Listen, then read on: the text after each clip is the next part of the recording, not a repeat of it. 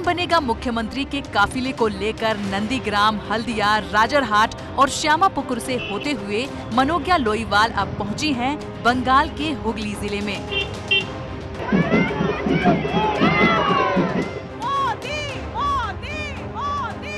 आज पीएम मोदी ने हुगली में ही रैली कर बंगाल को तोहफा दिया और इसलिए यहाँ हमें शहर की गलियाँ बीजेपी के रंग में रंगी दिखाई दी। टेम्पो और छोटे छोटे समूह में लोग यहाँ से रैली ग्राउंड की तरफ जाते भी हमें दिखाई दिए। हुगली जिला पुराने समय से ही बंगाल के उद्योग जगत के लिए जाना जाता है। इस जिले में बंगाल की 18 विधानसभा सीटें हैं, 16 सीटों पर टीएमसी का ही कब्जा है। मनोज्ञा लोईवाल जिस शहर की गलियों में घूम रही हैं, वो चिंसुरा विधानसभा सीट का हिस्सा है। यहाँ हमें कुछ लोग मिले जिन्होंने बताया कि इस बार वो चुनाव में किन मुद्दों पर वोट डालने जा रहे हैं। मेरा इधर मुद्दा है, इधर कोई काम नहीं मिलता है, हम लोग बेकार आदमी है, कोई काम ही नहीं है। जो नेता आता है जाता है, बोलता है, आशा देता है जो इधर काम होगा, कोई काम नहीं, हम लोग बेकार में घूमता है। খুবই কষ্টের মধ্যে আছি, আমরা বাড়ি করতে পারছি না, ঘর করতে পারছি না, ছেলেরা বেকার, হ্যাঁ আমাদের খুব কষ্টের মধ্যেই আছি। बंगाल के इस हुगली जिले में ही वो सिंगूर भी है जहां से ममता बनर्जी ने सियासी संग्राम छेड़कर सत्ता की कुर्सी हासिल की। सवाल ये भी है कि इस बार हुगली की जनता बंगाल की कुर्सी पर किसे बैठाएगी। यही जानने के लिए मनोज्ञा लोईवाल आज चिंसुरा से शुरू कर रही हैं कौन बनेगा मुख्यमंत्री का स्पेशल शो।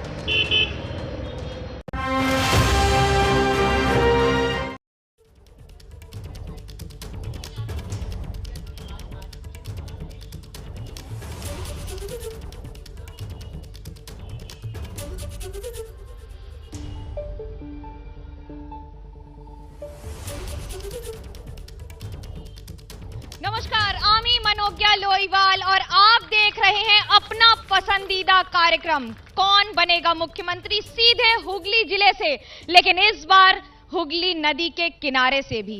ये खूबसूरत नजारा, नदी का बहाव किस ओर जा रहा है, क्या बता रहा है? क्या कुछ होगा परिवर्तन या सिर्फ हवाबाजी? नदी ने हर बार बता दिया है कि किस ओर वो जा रही है। समुद्र में मिलेगी या समुद्र का मंथन हो जाएगा? हमारे साथ है एक बहुत ही खूबसूरत जनता जो बताएगी आज और सवाल उठाएगी हर एक उस व्यक्ति से जिसने अभी तक सत्ता में राज किया है। वाम मोर्चा से है हमारे साथ गोपाल शुक्ला, हमारे साथ है पार्थो मुखर्जी और साथ ही साथ तृणमूल कांग्रेस से हैं विजय मिश्रा जी और कुछ ही देर में बीजेपी से भी हमारे पास लोग होंगे। तो क्या कहें हम विजय जी, इस बार विजय हो रही है, प्रधानमंत्री बंगाल में आते हैं और ये एकमात्र ऐसा राज्य होगा जहां देश के प्रधानमंत्री आके कहते हैं कि डरिए मत। ऐसा क्या हो गया?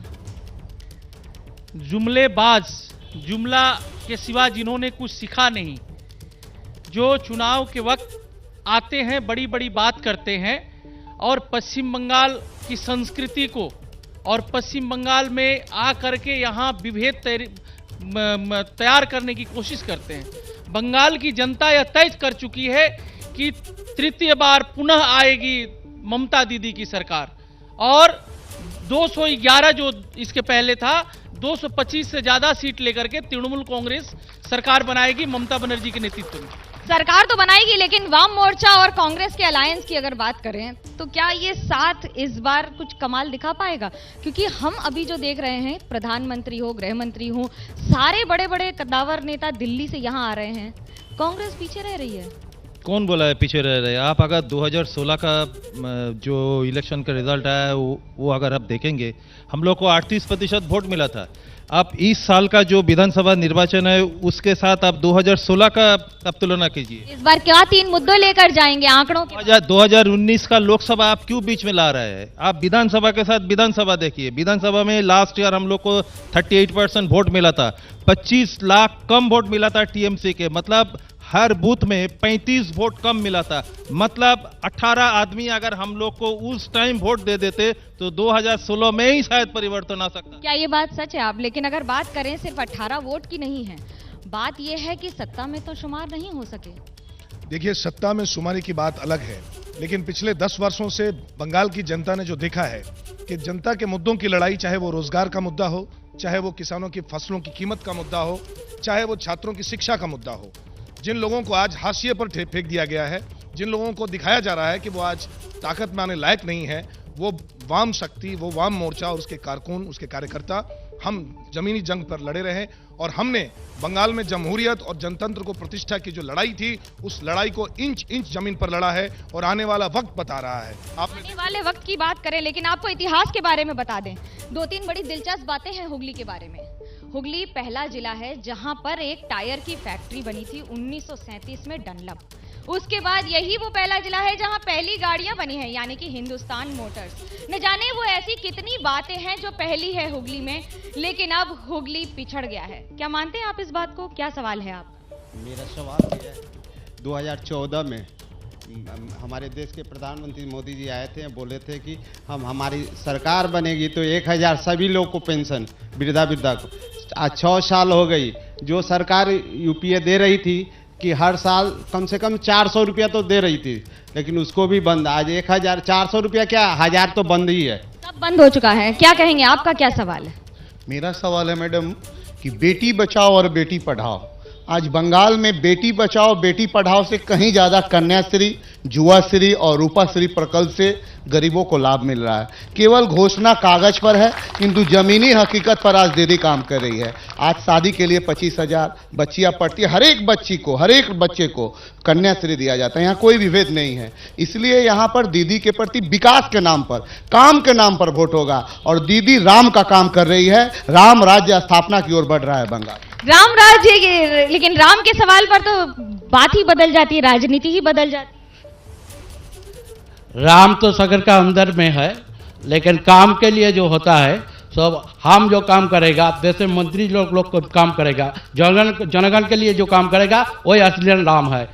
यहाँ पे दीदी करता है और कुछ नहीं करता है। ये बात बिल्कुल सही है। जिस तरह से लोग सवाल करते हैं, तो क्या हम ये कहें कि वाम मोर्चा और कांग्रेस का गठबंधन भी काम नहीं कर पा रहा है कि सिर्फ बीजेपी ऑपोजिशन में रही?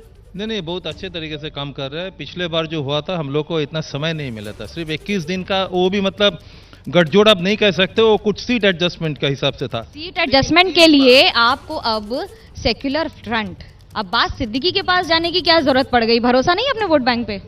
देखिए, अभी तक तो बात बना नहीं, तो अभी तक इसीलिए हम इसके बारे में कुछ नहीं कहेंगे। अगर बात बनेंगे तो कहेंगे, लेकिन जो बात है कि इस टाइम वाम और कांग्रेस का जो गठजोड़ है वो बहुत पहले से शुरू हो चुका है। ये काम हम लोग एक साथ आंदोलन भी कर रहे हैं, मान लो हम लोग एक साथ कंधे पे कंधा मिला के हम लोग एक साथ आगे बढ़े हैं। तो इस बार का जो बात है, ये पिछले 2000 साल से एकदम अलग बात है। इस बार का गठजोड़ बहुत मजबूत होगा। पिछले बार 38% हम लोग लाए थे, इस बार हम लोग 3 में से 1 नहीं, 3 नंबर नहीं, हम लोग 3 में से 1 अच्छा कंटेंडर, स्ट्रॉन्ग कंटेंडर के हिसाब से हम लोग आ रहा है। कितनी सच्चाई है इस बात में? टीएमसी किससे लड़ाई कर रही है, बीजेपी से कि इस पूरे फ्रंट से? टीएमसी खुद नहीं लड़ रही है, टीएमसी को के हक में जनता लड़ रही है। जनता यह तय कर चुकी है कि ममता दीदी को पुनः लाना है। और सबसे गर्व की बात है, बंगाल में रहने वाले जितने भी लोग हैं वह गर्व करते हैं, फक्र करते हैं कि बंगाल की मुख्यमंत्री माननीय ममता बंदोपाध्याय जी एक ऐसी मुख्यमंत्री हैं कि जो पूरे देश की सर्वश्रेष्ठ मुख्यमंत्री हैं। और आज जो लोकसभा चुनाव के पहले प्रधानमंत्री जी बड़ी बड़ी बात करते थे, बेटी बचाओ बेटी पढ़ाओ, और पेट्रोल डीजल के दाम की बात करते थे। 2013-14 में यूपीए की सरकार थी, उस समय अंतर्राष्ट्रीय बाजार में कच्चे तेल का भाव था 135 रुपया प्रति बैरल, माने 135 रुपया डॉलर करके था, प्रति बैरल था। आज जो है 67 रुपया है। इसके बावजूद भी उस समय 71 रुपया था, आज जो है। इसमें राज्य सरकार की भूमिका है, 2-4 रुपए आप कम करते हैं, उसके बाद कहते हैं हमने सारा श्रेय ले लिया। तो अब आप बताइए ना, आप जीएसटी सवाल हो या ये सारे सवाल हो, उसमें आपके भी तो नुमाइंदे रहते हैं, तब क्यों नहीं आवाज उठाते हैं? जब फैसला हो जाता तब लड़ने चले आते हैं। जीएसटी पे हमारी सरकार, पश्चिम बंगाल सरकार 50,000 करोड़ रुपए से कहीं अधिक रुपया पश्चिम बंगाल सरकार का पावना है केंद्र के पास, जो पैसा वो लोग नहीं दे रहे हैं। और हर स्टेज पे पश्चिम बंगाल सरकार को हैकल किया जा रहा है। आपको पता है जीएसटी काउंसिल के मुखिया कौन थे? जीएसटी काउंसिल के मुखिया कौन थे, आपको पता है? कौन थे? अमित मित्रा जी थे। आप ही के हैं यहाँ पार्टी के सदस्य हैं, वित्त मंत्री हैं, तो तब आवाज क्यों नहीं उठाई? जब देर हो जाती है तो यहाँ से हल्ला आवाज तो हम लोग हमेशा उठाए हैं। हमारी पार्टी, हमारे जो भी प्रतिनिधि हमेशा आवाज उठाए। आवाज नहीं उठाने की तो कोई बात ही नहीं। कितनी सच्चाई है इस बात में? अब जो हल्ला हो रहा है कि ये नहीं दिया, वो नहीं दिया, देखिए ये सिर्फ हल्ला है। हम सबको पता है, पूरे हिंदुस्तान को पता है कि ये भारतीय जनता पार्टी और तृणमूल कांग्रेस हैं जिनका चोली और दामन का साथ रहा है। बंगाल में पार्टी बनाने के बाद पहले जो गठजोड़ किया था तृणमूल ने, वो भारतीय जनता पार्टी के साथ किया था। और ममता बनर्जी 3 बार उनके सरकार में मंत्री पद भी ले चुकी हैं। ममता बनर्जी और भारतीय जनता पार्टी का जो गठजोड़ है वो एक मौकापरस्त गठजोड़ है। और हम सीधे तौर पे कहना चाहते हैं कि इस चुनाव में बंगाल की जनता का सीधा मुकाबला जो है इस बीजे मूल से है। हम लोग हर रोज देख रहे हैं एक के बाद एक पंछी जो है उड़कर डाल बदल रहा है, और ये डाल बदलने वाले पंछियों के खिलाफ बंगाल की जनता तैयार है। मुझे एक बात बताइए कि आप इतने वर्षों तक आपने बंगाल में शासन किया, हिंद मोटर बंद हुआ, डनलप की हालत खराब हुई, एक के बाद एक चीजें खराब होती चली गई, तब नहीं दिख रहा था। अब जो खराब हो रहा है उसके लिए जो तो दोष नंदो घोष। देखिए कई चीजों का दुष्प्रचार किया जाता है, लोगों को पता नहीं होता है। ये जोतो दोष नंदो घोष वामपंथियों पर लगाया जाता है, जो नेशनल मीडिया और तमाम दूसरे लोग भी करते रहे हैं। नेशनल मीडिया आपको लाइव चला रहा है, हमसे तो सवाल मत करिएगा। मैं सवाल नहीं कर रहा हूं, कुछ प्रचार किया जा रहा है, और वो प्रचार जो है, जो गलत बातें बताई जाती हैं।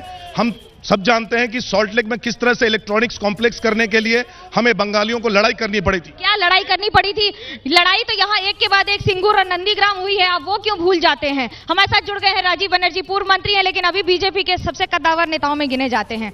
लोगों ने ये सवाल किया है आपसे कि ऐसा क्या हो जाता है कि प्रधानमंत्री यहाँ आते तो बड़ी बड़ी बातें करते हैं और बाहर जाते तो फिर भूल जाते हैं कि इसको इम्प्लीमेंट भी करना था। नहीं, ये तो बात एकदम गलत है। प्रधानमंत्री आके देखिए, अगर एक चीज़ में बताएंगे कि केंद्रीय सरकार का जो भी योजना है, जो भी परिकल्पना है, क्यों बंगाल में अभी तक रुपये नहीं हुआ है? क्यों खाली केंद्र के साथ राज्य का झगड़ा करते हुए हम लोग आज राज्यों का, इस बंगाल का तरक्की को हम लोग क्यों रोक दे रहे? इतना बढ़िया बढ़िया जितना भी प्रकल्प है केंद्रीय सरकार का, क्यों ये राज्य सरकार बंगाल में इंप्लीमेंट नहीं हुआ? आपसे बेहतर कौन बताएगा? आप खुद ही रहे हैं सत्ता में 9 साल, आप ही बता दीजिए क्यों नहीं हुआ। जैसा किसान सम्मान निधि, जैसा किसान सम्मान निधि आज मान लीजिए 6,000 रुपया करके एक बंगाल का किसान को, बंगाल का कृषक को मिलना चाहिए था। ये तो हक का पैसा था, क्यों आज मिला नहीं? बोलिए। आज कृषक बंधु है तो फिर किसान सम्मान निधि को क्यों रोक दिया जा रहा है? तो किसान सम्मान निधि भी हो सकता है। एक किसान अगर 6,000 यहाँ से भी मिलता है, 6,000 वहाँ से भी मिलता है, तो इसमें क्या प्रॉब्लम है? ये तो बंगाल का किसानों को मिल रहा है। अगर आपका आयुष्मान भारत लिया जाए, अगर आयुष्मान भारत यहाँ स्वास्थ्य साथी है, अभी तो मैं इसको बोलेंगे वोट कार्ड है, सिर्फ वोट के लिए सबको दिया जा रहा है, तो अगर आयुष्मान भारत भी हम यहाँ लागू करें तो यह बंगाल का जनता को काम में आएगा। बंगाल को जनता एक चीज नहीं समझ में आती, प्रधानमंत्री ने बंगाल में आकर कहा कि डरिए मत। किस बात से डर? आप तो टीएमसी में रहे हैं, ऐसा क्या डर था जो इधर आ गए? नहीं, ये तो बात सही है। टीएमसी में रहते हुए भी ये चीज़ भी देखे है कि पंचायत चुनाव में क्या हुआ है, ये तो पूरा बंगाल का जनता जानते हैं। उस टाइम हम भी ये पार्टी में रहते हुए मेरा असंतोष व्यक्त किया था कि जिस तरह से चुनाव हुआ है और जिस तरह से डर का माहौल चल रहा है, जिस तरह से डरा रहा है, धमका रहा है, ये चीज़ तो बंगाल का संस्कृति हो नहीं सकता, ये चीज़ तो बंगाल का शिष्टाचार हो नहीं सकता, ये बंगाल का शिक्षा ऐसा नहीं है। ये जो आरोप लगे थे विद्यासागर की मूर्ति तोड़ दी गई, वो बंगाल की संस्कृति थी? ये कौन तोड़े है पहले ये तो जांच करना जरूरी है। ये कौन तोड़े है पहले ये तो जांच करना जरूरी है। आप बताएंगे, आप टीएमसी में थे तब, इसलिए मैं पूछ। ये इस बातों में तभी हम लोग बोले थे कि एक इंक्वायरी होना चाहिए, जिस इंक्वायरी से ये पता लगे कि किसने ये तोड़े है। ये तो देखना चाहिए कि ऐसा तो नहीं है कि हम लोग खुद करके किसी और का पीठे दे रहे हैं। ये बता दीजिए कि आप तो यहाँ पर हैं अभी तृणमूल कांग्रेस में, अभी तक तो है ना? तो ये आगे भी रहेंगे? यहाँ पूछना पड़ता है टीएमसी के नेताओं से कि कब तक रहेंगे पार्टी में। देखिए मुझे तो ये कल सुबह खबर आई कुछ और, देखिए जनता कह रही है, मैं नहीं कह रही हूँ। ये सब टीएमसी का जो है, टीएमसी ये खेला होवे का क्या मतलब है? ये ऐसा कौन सा खेल है जो बंगाल की जनता कह रही है, इससे ज्यादा टीएमसी कह रही है खेला होवे? खेला होवे का मतलब हुआ कि जो परियायी श्रमिक जो लोग हैं, चुनाव के वक्त ऐसी कुछ पक्षियां दिखती हैं कि जो फिर सीधा जवाब दीजिए। बहुत ऐसे नेता हैं जो चुनाव के वक्त आते हैं, लोगों की दुख दर्द सुनते हैं। खेला होवे का क्या मतलब है? खेला होवे का मतलब है कि पुनः दीदी की सरकार आएगी, जनता दीदी को पूर्ण बहुमत में 225 सीट लेकर के आएगी, या जनता की आवाज है। ये खेला होबे, इसका मतलब ये है? आपने अपने पार्टी के लोगों से बात की है कि खेला होबे का क्या मतलब है? ये भूल गए लगता है। हमको तो समझ में नहीं आ रहा है कि खेला होबे क्या चीज़ है। राजनीति तो कोई खेल का मैदान नहीं है। राजनीति क्या कोई खेल का मैदान है? राजनीति तो ऐसा एक मैदान है जहां आदमी का पास रह के आदमी का पक्ष में आदमी के लिए काम करना है। यहाँ तो खेल का मैदान नहीं है। तो ये खेला होबे मतलब क्या है कि आदमी को चुनाव देने से हम लोग रोकेंगे, या हम लोग खून के होली खेलने के लिए बात कर रहे हैं? ये तो बंगाल का शिष्टाचार नहीं है। खेला क्यों होगा? खेला का बात तो यहाँ आने का कोई सवाल ही नहीं है। यहाँ तो आदमी का हित में। इस बार हुगली से यही वो जगह है जहां प्रधानमंत्री नरेंद्र मोदी ने आज कई सवाल खड़े कर दिए, वादे और दावे के पुल भी बांध दिए, लेकिन क्या कह रही है जनता, पूछते हैं खुद। क्या क्या सवाल है? क्या सवाल है आपका? सवाल है, पहले हम कहना चाहते हैं एबीपी आनंद को हम सवाल करिए। सवाल है कि पहले राजीव बाबू से मैं पूछना चाहता हूं कि आप पहले बीजेपी को गाली दिए, अभी टीएमसी को बोल रहे हैं कि टीएमसी खराब पार्टी है। तो चुचड़ा सा आपके पास में कितना रुपया गया है जब आप मंत्री थे? ये क्या सवाल है? ये क्या सवाल है आपका? एक सवाल है कि प्रधानमंत्री जी ने बोला था कि 15 लाख का पर अकाउंट में मिलेगा, तो वो क्या हुआ? पैसे कहाँ गए भाई? बताइए सवाल, आपका सवाल। हम लोग यूथ जनरेशन है, हम लोग का पश्चिम बंगाल का सबसे बड़ा मुद्दा है बेरोजगारी। बेरोजगारी के लिए मेरा फर्स्ट प्रश्न राजीव जी टीएमसी के पास है, और दूसरा पर्सन है करप्शन, जो बंगाल में बहुत दूर तक फैल चुका है, जड़ जड़ तक फैल चुका है। इसके लिए मैडम एक बात बताइए कि बीजेपी का पास कौन सा वॉशिंग मशीन है जो शारदा नारदा रोज वैली का कल्पित जाता है उधर? सवाल के जवाब दे रहे हैं। सबसे पहले तो तृणमूल कांग्रेस से कि क्या कहेंगे, बेरोजगारी और इन सारी समस्या का जवाब कब होगा? आप आंकड़ों में कहते हैं हम बहुत आगे हैं, जनता कुछ और। बेरोजगारी जो है, देखिए अन्य राज्यों की तुलना में जब से ममता दीदी मुख्यमंत्री बनी है तब से बंगाल डेवलप किया है, हर स्तर पे डेवलप किया है। सिंडिकेट में? सिंडिकेट तो उन लोगों के पास कोई मुद्दा नहीं है, वो सिंडिकेट और यही सब बात जनता कह रही है, मैं थोड़ी। जनता नहीं कह रही है, वो कहीं किसी ना किसी पार्टी के समर्थक हैं, वो जनता नहीं है, वो पार्टी के कैडर। अच्छा, आपके पक्ष में बोले तो वो जनता है, आपके विपक्ष में बोले तो वो पार्टी के कैडर हैं। बोलिए क्या सवाल? सवाल ये है कि कौन सी वॉशिंग मशीन है जो इधर आने से ठीक हो गए सारे दाग? मैं सिर्फ एक चीज पूछना चाहता हूं कि जो लोग वॉशिंग मशीन का बात बता रहे हैं, हमको तो सबसे ज्यादा लग रहा है कि वॉशिंग मशीन का नाम तृणमूल कांग्रेस है। हमको एक चीज बताइए, बिमल गुरुंग एक देशोद्रोही था जिसको देश में 3 साल घुसने नहीं दिया। वो देशोद्रोही जब तृणमूल कांग्रेस से अलायंस किया तो वॉशिंग मशीन में सदा हो गया। और भी है अभी एक शुरू किया मैंने। एक छत्रधर महतो है जिसको बोलते थे संतरासवादी है, यही बोलते थे।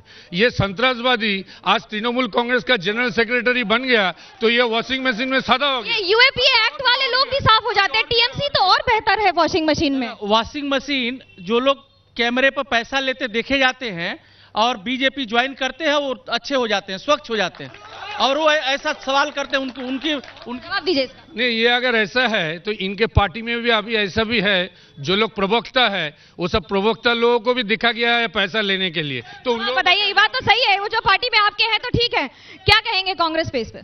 देखिए क्या बोलूंगा, बीजेपी लोग आंदोलन करता है तृणमूल का करप्शन के खिलाफ। नेता ही नहीं बचे हैं क्या? एक मिनट की इसका करप्शन के खिलाफ, और नेक्स्ट दिन उठ करके देखता है कि वही नेता उसका नेता बन गया। प्रॉब्लम जो है उन्होंने बिमल गुरुंग का बात बताया, बिमल गुरुंग का अगेंस्ट में लुकआउट नोटिस था। दरअसल पश्चिम बंगाल में चुनाव की भले ही घोषणा नहीं हुई हो, लेकिन राजनीतिक दल एक बार कई गुना ज्यादा सक्रिय हो गए हैं। तो वहीं साथ ही साथ राज्य की एजेंसियां और केंद्रीय एजेंसियां भी सक्रिय हो चुकी हैं। दरअसल सीबीआई ने मुख्यमंत्री ममता बनर्जी के भतीजे और तृणमूल कांग्रेस के सांसद अभिषेक बनर्जी की धर्मपत्नी को एक नोटिस भेजा और उसके बाद पूछताछ के लिए कहा है। कल रुजिरा बनर्जी से पूछताछ की जाएगी, इस पर सहमति दे दी गई है। आज उनकी बहन से पूछताछ की गई। देखिए ये खास रिपोर्ट। बंगाल की सियासत में ये घूमते चेहरे दिखा रहे हैं कि कैसे ममता बनर्जी के परिवार पर कोयला तस्करी घोटाले में शिकंजा कसने लगा है। ममता के भतीजे अभिषेक बनर्जी तो अब तक बीजेपी के निशाने पर थे ही, अब अभिषेक की पत्नी रुजिरा और पत्नी की बहन मेनका पर कोयला तस्करी घोटाले में काले दाग लग रहे हैं और धीरे धीरे घिर रहा है ममता बनर्जी का परिवार। पश्चिम बंगाल में चुनाव का बिगुल अब किसी भी वक्त बजने वाला है। भारत माता की।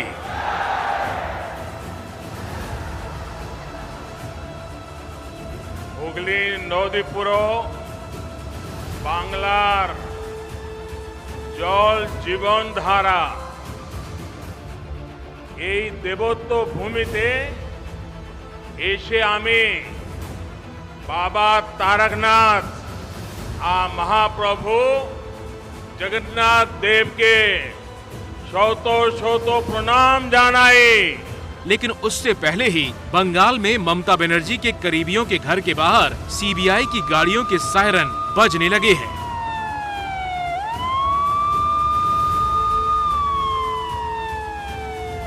कोयला तस्करी घोटाले में सीबीआई की टीम ने कल ममता बनर्जी के भतीजे अभिषेक बनर्जी के घर पहुंचकर उनकी पत्नी रुजिरा को पूछताछ के लिए समन दिया और आज तो पूरे लाभ लश्कर के साथ सीबीआई की टीम अभिषेक की पत्नी रुजिरा की बहन मेनका गंभीर के घर पहुंच गई।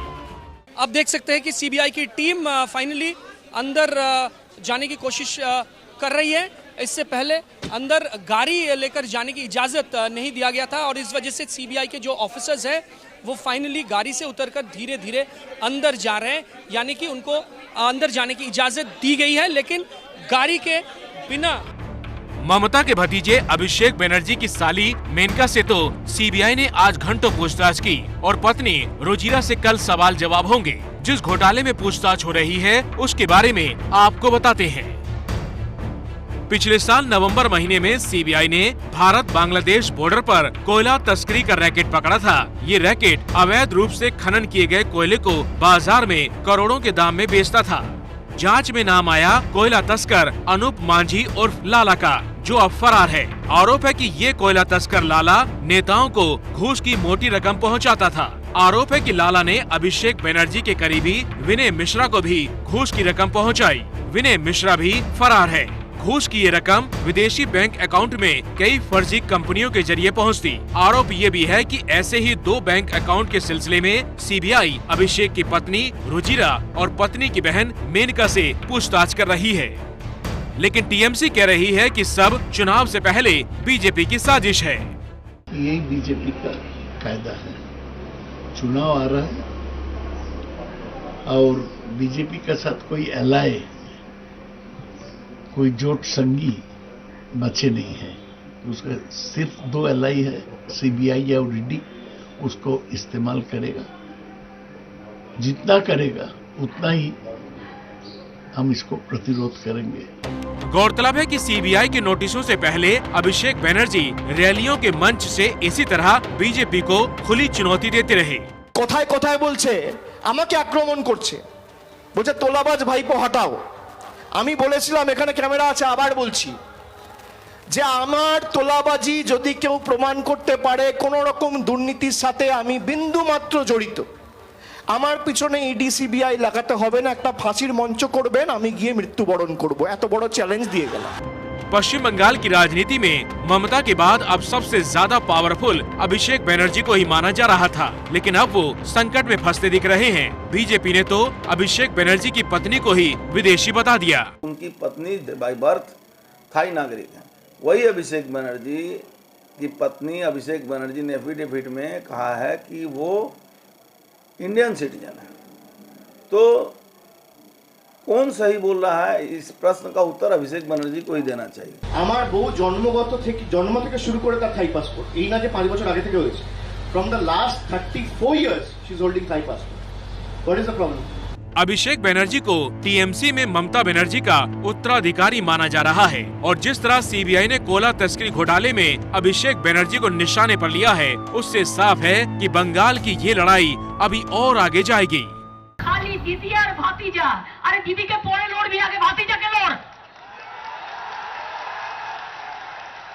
এতই যদি তোদের দিদি আর ভাতিজা বলতে হয় তাহলে আমি চ্যালেঞ্জ করছি অমিত শাহকে, first you contest with Banerjee and tell the name.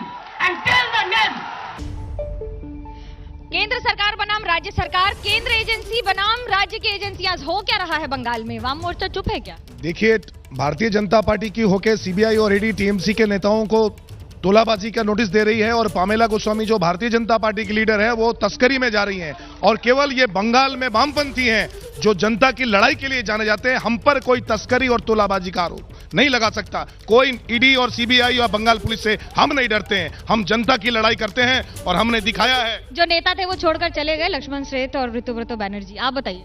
Bengal की राजनीति इन लोगों ने इतना गिरा दिया, बंगाल की राजनीति इतना गिरा दिया कि इन लोग का खिलाफ आज एलिगेशन उठ रहा है कि बाहर से सोना लेके आ रहा है। उन लोग का खिलाफ एलिगेशन हो रहा है कि कोकेन लेके घूम रहा है, बिक रहा है। बंगाल की कांग्रेस के नेता ही नहीं है ना, तो आरोप क्या लगेगा? ये बात सच है। हाँ, आरोप तो है ही।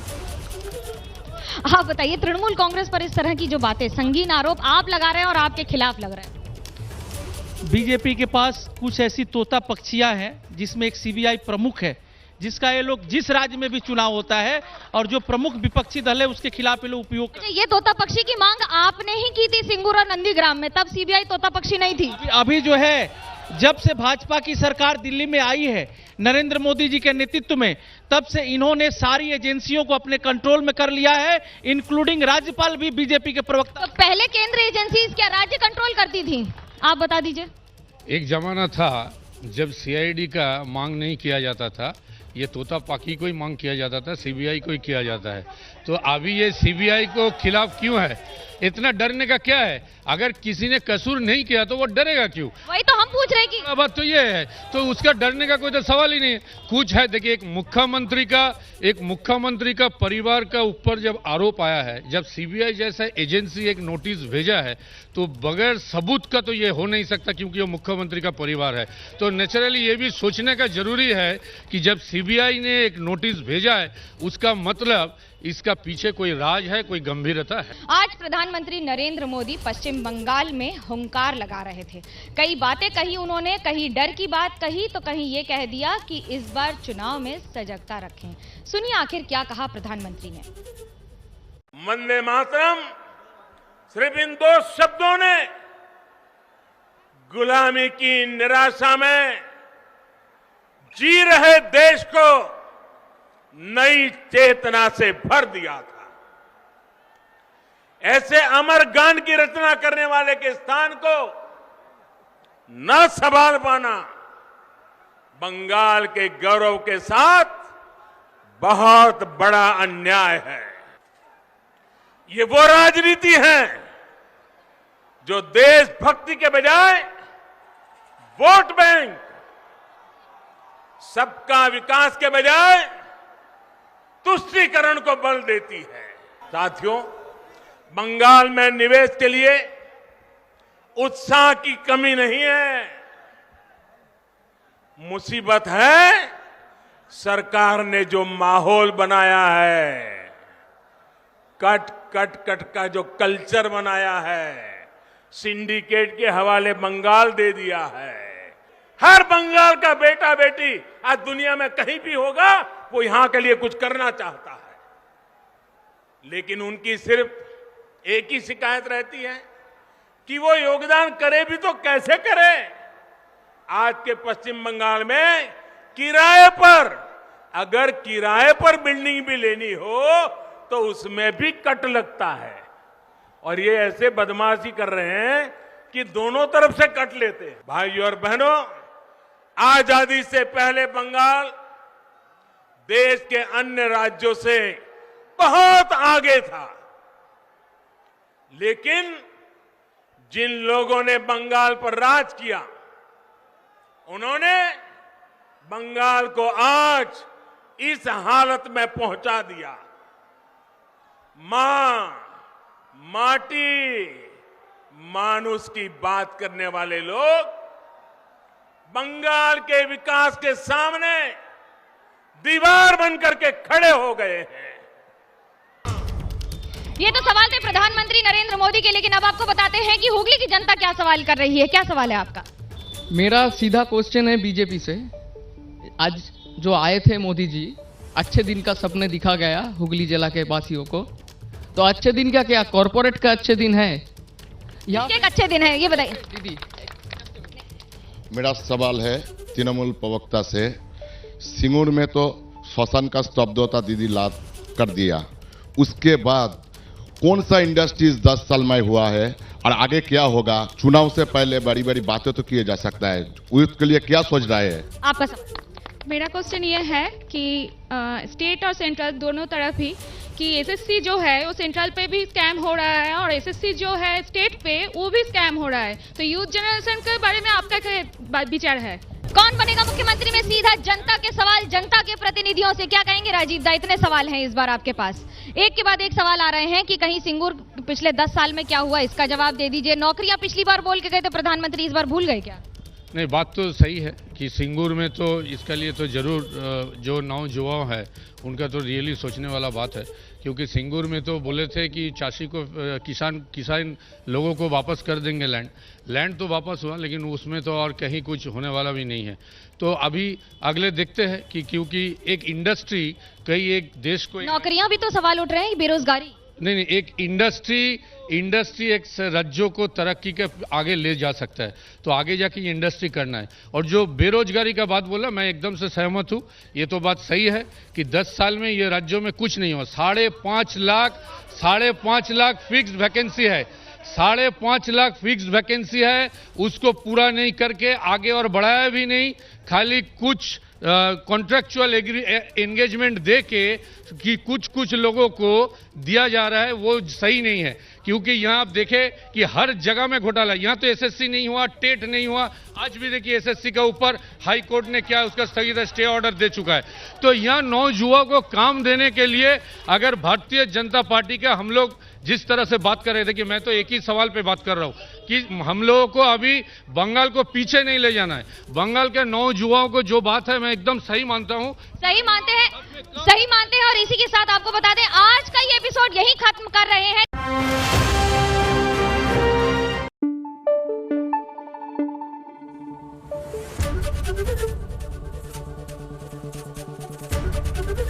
एबीपी न्यूज आपको रखे आगे।